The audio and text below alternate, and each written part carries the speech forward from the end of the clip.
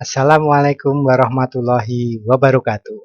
Selamat pagi anak-anak. Pada hari ini kita akan mempelajari materi bahasa Indonesia masih sama pada KD 3.7 yaitu menggali pengetahuan baru yang terdapat pada teks non-fiksi. Pada kesempatan hari ini kita sudah sampai pada tema 7, tema 3. Bahasa Indonesia untuk indahnya persatuan dan kesatuan negeriku. Kita hari ini akan mempelajari tentang menuliskan gagasan pokok dan informasi baru dari teks yang telah dibaca. Kemudian yang kedua, menuliskan informasi baru dari teks yang telah dibaca. Yang ketiga, membuat karya tulis tentang usaha melestarikan kebudayaan daerah. Baik anak-anak, untuk sikap yang akan kita kembangkan adalah saling menghargai dan kerjasama. Yang pertama, materi hari ini ada pada buku paket halaman 77, bacaan yang berjudul Penduduk dan Adat Istiadat di Jawa Barat.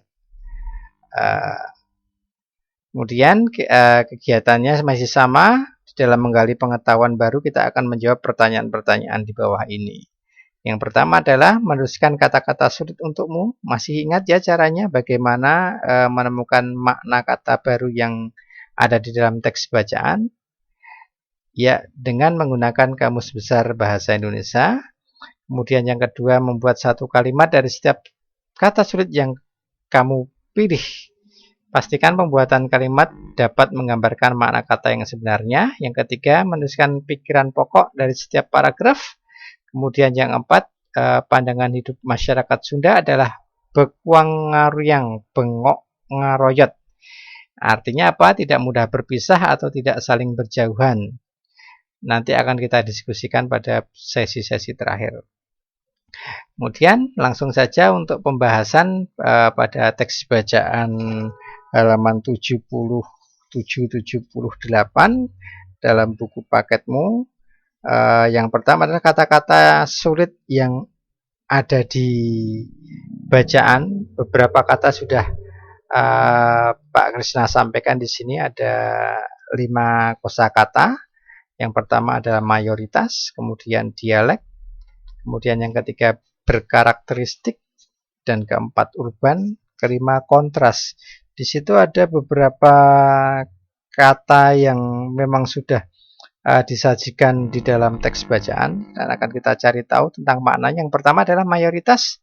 Apa itu mayoritas? Jumlah orang terbanyak yang memperhatikan ciri tertentu. Mayoritas. Siswa SD Muhammadiyah Wiro Brajan 3 mayoritas berasal dari kota Yogyakarta. Nah, ini paling banyak ya, jumlah yang paling banyak. Kemudian dialek ini adalah variasi bahasa yang berbeda menurut pemakainya. Ada dialeknya Banyumasan, Ngapak, kemudian ada dialek orang timur, misalnya orang Papua. Nanti akan berbeda dengan dialek dari masyarakat Jawa Tengah ataupun Yogyakarta. Kemudian berkarakteristik ini memiliki sifat khas, ada karakteristik tersendiri, ciri khusus gitu ya. Kemudian urban adalah orang yang berpindah dari desa ke kota. Yang terakhir kontras. Kontras ini memperlihatkan perbedaan yang nyata, kontras, berbeda sekali. Nah, misalnya kalau di dalam warna, memang warna merah kontras sekali dengan warna putih, bertolak belakang ya, sangat jelas sekali perbedaannya. Kemudian yang kedua, kalimat-kalimat dari kata-kata sulit itu kita buat menjadi sebuah kalimat. Nomor 1 itu mayoritas ya, kira-kira apa? Lomba membaca puisi kemarin mayoritas diikuti oleh siswa perempuan ya, paling banyak diikuti oleh siswa perempuan. Yang kedua, dialek. Bahasa yang ia gunakan terpengaruh oleh dialek Jawa Banyumas. Nah, ini bahasa yang digunakan biasanya ngapak ini ya, Banyumasan. Ya. Ini. Kemudian yang ketiga adalah berkarakteristik. Penduduk desa banyak yang menjadi petani sayur karena daerah tersebut berkarakteristik sebagai daerah pegunungan. Nah, karakternya pegunungan bagaimana? Airnya tidak banyak, tidak melimpah.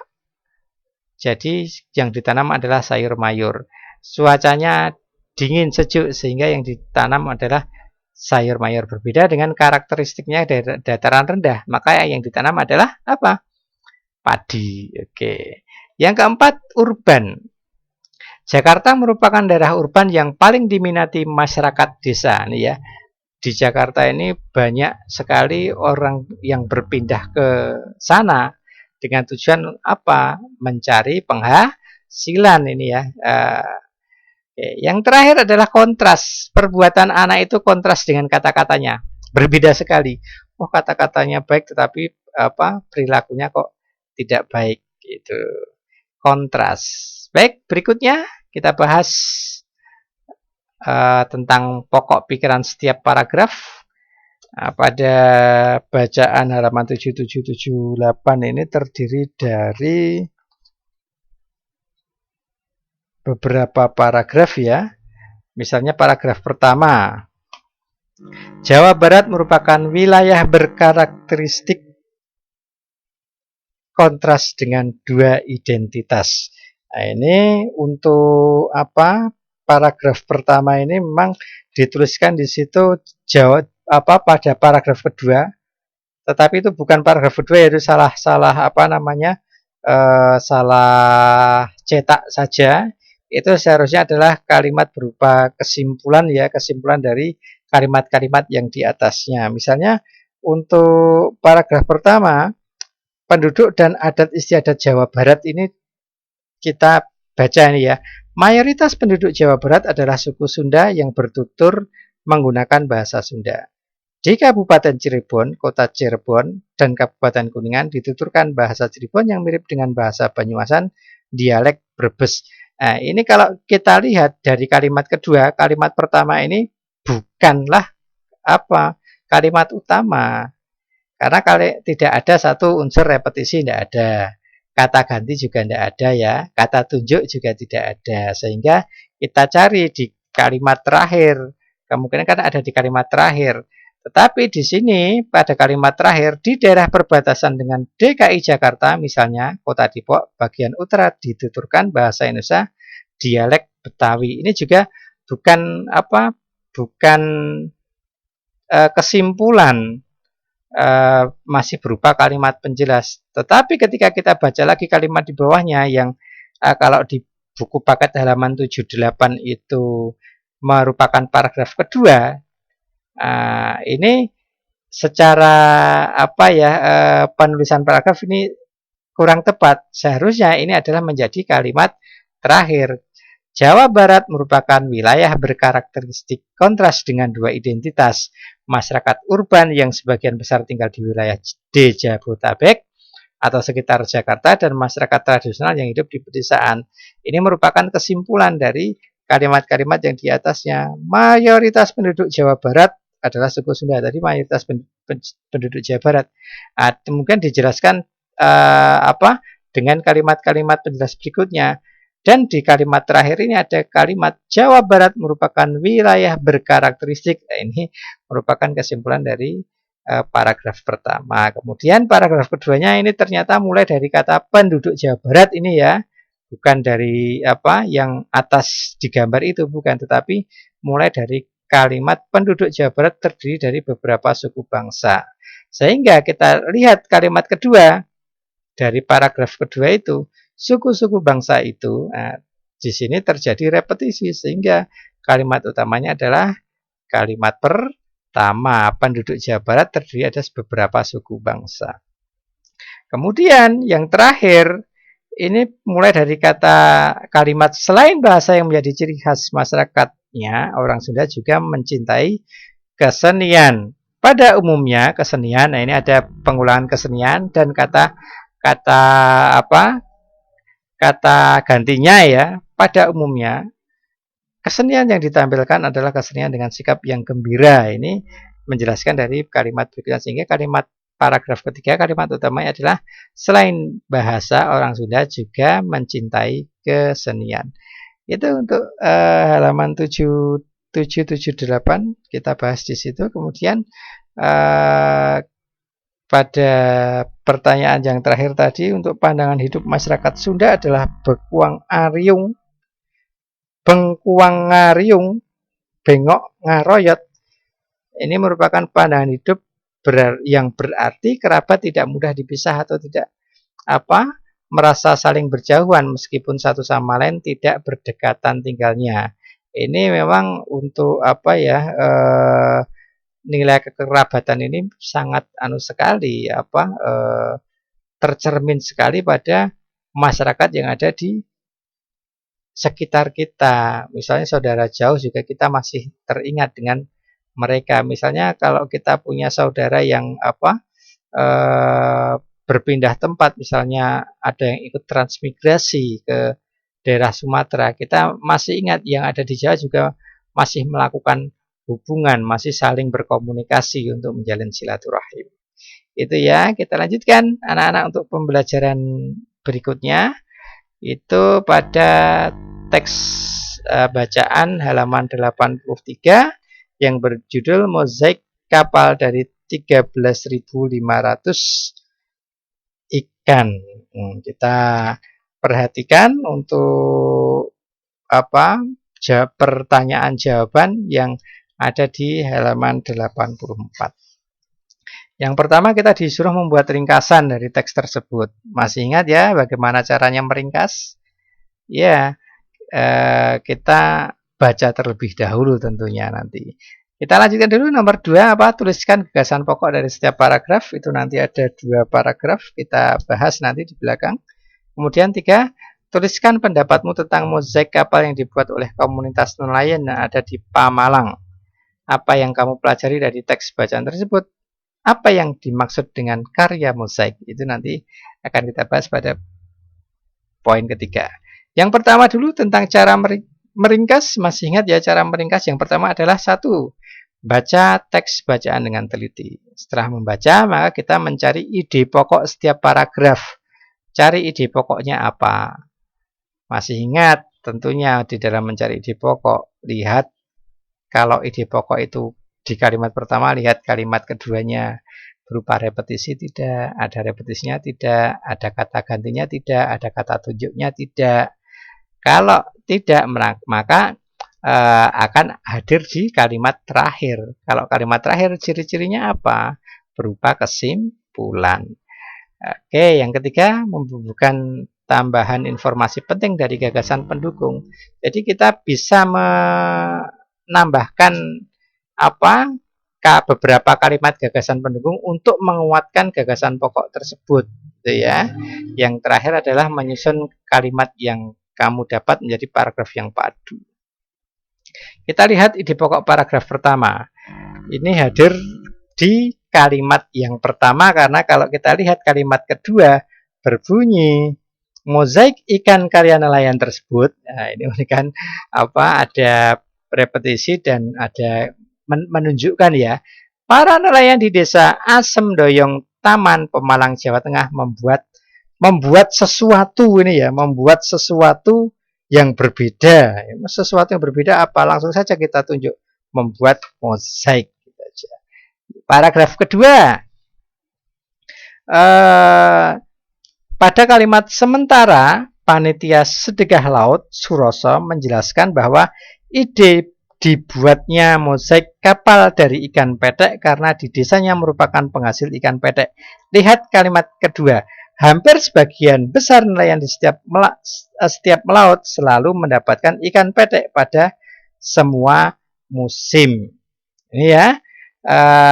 Sehingga kalimat pertama ini merupakan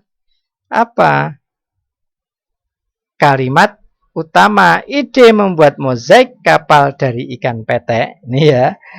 Ide dibuatnya mozaik kapal dari ikan petek diulangi pada kalimat kedua. Hampir sebagian besar nelayan setiap melaut selalu mendapatkan ikan petek. Ini ya. Jadi menjelaskan. Oke. Sehingga untuk ringkasannya dapat kita tulis seperti berikut ini. Tadi yang pertama sudah kita baca, satu. Yang kedua mencari ide pokok, sudah ketemu ide pokok satu dan ide pokok yang kedua. Kemudian bubuhkan tambahan informasi penting. Ini ya, para nelayan di desa Asem Doyong Taman Pemalang, Jawa Tengah membuat mozaik. Kita tulis seadanya. Kemudian kita tambahi dengan informasi baru. Mozaik tersebut terbuat dari ikan petek. Tambahi sesuatu yang penting, ikan peteknya bagaimana kok sangat menarik. Karena jumlah ikan petek yang digunakan sebanyak 13.500 ekor. Sangat banyak sekali ya. Kemudian disambung paragraf kedua, ide pokoknya. Ide membuat mozaik kapal dari ikan petek karena di desanya merupakan penghasil ikan petek. Ditambahi biar lebih memperjelas informasi lagi sesuatu yang penting. Karya mozaik tersebut tercatat dalam Museum Rekor Dunia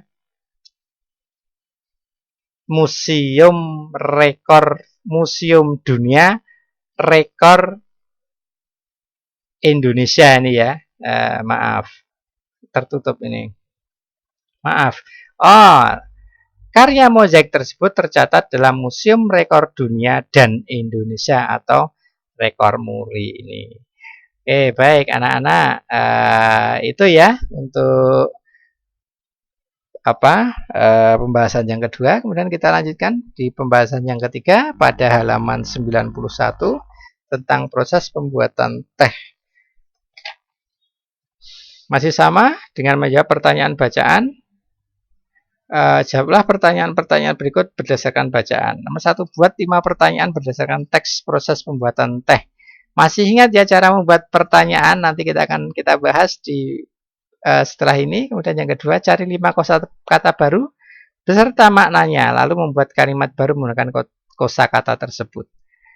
Baik, kita bahas pertanyaan. Ada beberapa pertanyaan. Nomor 1, itu tadi halaman 91 ya pertanyaannya. Paragraf pertama, Nina dan teman-temannya pergi ke Gunung Mas di Puncak Bogor. Itu bisa kita buat pertanyaan. Siapa yang pergi ke Gunung Mas di Puncak Bogor? Yang pergi ke Gunung Mas di Puncak Bogor adalah Nina dan teman-temannya. Nomor 1 itu. Kita ambil dari paragraf pertama. Kemudian yang kedua, mengapa mereka mengunjungi pabrik teh? Nah, di sini ada pada paragraf pertama juga. Nina dan teman-temannya mengunjungi pabrik teh tersebut. Jawabannya, mereka ingin mengetahui bagaimana proses pembuatan teh. Mengapa mereka mengunjungi pabrik teh? Mereka ingin mengetahui bagaimana proses pembuatan teh. Itu ya. Kemudian masih di paragraf 1 itu. Yang ketiga, kapan tanaman teh bisa mulai dipanen? Ini. Teh berasal dari bibit tanaman teh yang berusia 9-12 bulan sejak pembibitan. Daun teh yang dikonsumsi adalah bagian pucuk tanaman teh yang masih muda. Di situ ada kalimat berusia 9-12 bulan sejak pembibitan. Berarti apa? Kapan tanaman teh bisa mulai dipanen? Tanaman teh bisa mulai dipanen setelah berusia 9-12 bulan. Yang keempat, apa tujuan dari proses pengeringan? Ini ada di paragraf 1, 2, 3, 4, 5. Proses selanjutnya adalah pengeringan. Pengeringan ini dapat dilakukan dengan banyak cara. Misalnya disangrai, dijemur, dilewatkan melalui pengering panas. Proses tersebut bertujuan. Nah, apa tujuannya? Proses tersebut bertujuan mengurangi total kadar air hingga kira-kira 3% sehingga teh tidak membusuk. Ini tujuan dari pengeringan. Ada di paragraf 5 itu. Yang terakhir, berapa kali proses pembuatan teh dilakukan? Nah, ini kamu harus menghitung dari proses awal. Jawabannya berapa itu? Ada berapa? Ada 5 kali atau berapa? Itu ya, teh berasal dari bibit tanaman teh yang berusia sekitar 9-12 bulan. Ini setelah pucuk teh dipetik, proses pertama itu ya, 1 dilakukan adalah pelayuan. Kemudian proses selanjutnya adalah penggilingan. Tadi pelayuan, yang kedua penggilingan. 2 digiling, proses ini akan menghasilkan butiran-butiran. Setelah itu dilakukan pengayaan. 3 ya. Nah, setelah pengen apa ini? Pengeringan. Nah, setelah yang terakhir adalah paragraf terakhir adalah pengemasan. Jadi ada 5 kali proses pembuatan teh yang dilakukan pada bacaan. Kemudian kosakata baru yang kita dapat apa saja? Ini ada objek, ada diekspor. Seharusnya 5 tapi tak sebutkan 2 saja. Ini objek itu apa? Hal atau benda yang menjadi sasaran. Diekspor itu dikirim ke luar negeri. Kalimat anak itu menjadi objek pembicaraan karena belum masuk kelas. Objek pembicaraan yang dibicarakan. Hasil pengolahan teh diekspor hingga ke negara Eropa. Dikirim ke negara Eropa. Gampang ya? Oke, kita beralih ke bacaan berikutnya. Bali dalam pesona keragaman. Itu di halaman 95. Oke. Kita diminta untuk menjawab soal-soal yang ada di buku paket halaman 97. Nomor 1, apakah sebutan untuk Pulau Bali? 2, menurutmu apakah kelebihan Bali sehingga menjadi tujuan wisata dunia? Nomor 3, apa saja aktivitas perekonomian di Bali? Nomor 4, tulis gagasan pokok setiap paragraf. Terakhir, membuat ringkasan. Oke, kita bahas bersama-sama. Untuk nomor 1, apakah sebutan untuk Pulau Bali? Ini apa? Ada di paragraf pertama. Dikenal dengan sebutan Pulau Dewata dan Pulau Seribu Pura. Jawaban nomor 1 ada di paragraf pertama. Nomor 2, menurutmu apakah kelebihan Bali sehingga menjadi tujuan wisata dunia? Bali berhasil memikat hati masyarakat dunia dengan seni budaya dan masyarakatnya. Berarti kelebihannya Bali menjadi tujuan wisata karena seni budayanya dan penduduknya yang ramah dan bersahabat.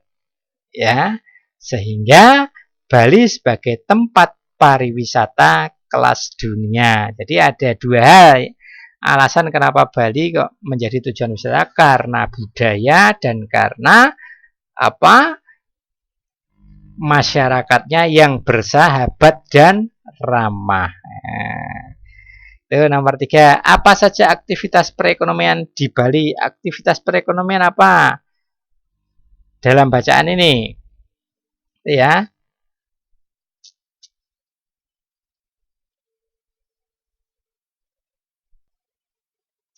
Baik, yang pertama ada dari sektor jasa, ya. Yang kedua, sektor pariwisata. Yang ketiga, sektor pertanian. Yang keempat, perdagangan dan industri rumah tangga. Itu ada di paragraf masih sama, paragraf kedua ya. Nah, itu kemudian yang terakhir tentang gagasan pokoknya, kita lihat untuk paragraf pertama. Kita baca, Bali salah satu provinsi di Indonesia telah lama dikenal sebagai pulau yang menawarkan berbagai bentuk keunikan yang luar biasa. Dikenal dengan sebutan Pulau Dewata dan Pulau Seribu Pura, Bali berhasil, ada repetisi ya, ada kata Bali. Berarti kalimat pertama adalah ide kalimat utama, sehingga ide pokoknya Bali provinsi yang dikenal sebagai pulau yang menawarkan berbagai keunikan yang luar biasa, atau disingkat Bali merupakan pulau yang memiliki keunikan yang luar biasa. Baik, untuk paragraf kedua, kalimat utamanya kita cek. Masyarakat Bali mayoritas beragama Hindu. Agama Islam merupakan agama terbesar kedua di Bali. Kalimat pertama, kalimat utama bukan nih kalau dilihat kalimat kedua. Bukan, karena yang pertama menyebutkan masyarakat Bali mayoritas beragama Hindu, kemudian agama Islam merupakan agama. Berarti ini bukan kalimat utama untuk kalimat pertama. Ya, karena tidak ada repetisi, tidak ada kata tunjuk, tidak ada kata ganti. Langsung kita lihat kalimat terakhir. Semuanya saling menghormati perbedaan yang ada. Berarti apa? kalimat terakhir ini merupakan kesimpulan dari kalimat-kalimat sebelumnya. Itu ya, sangat mudah sekali untuk menemukan kalimat utama maupun ide pokok dari paragraf yang ada di halaman 95 dan 96. Mungkin itu anak-anak yang bisa Pak Krisna sampaikan pada materi pembelajaran bahasa Indonesia kali ini. Semoga bermanfaat. Nanti akan kita bahas secara mendalam pada pertemuan Zoom besok pagi. Kurang lebihnya mohon maaf. Assalamualaikum warahmatullahi wabarakatuh.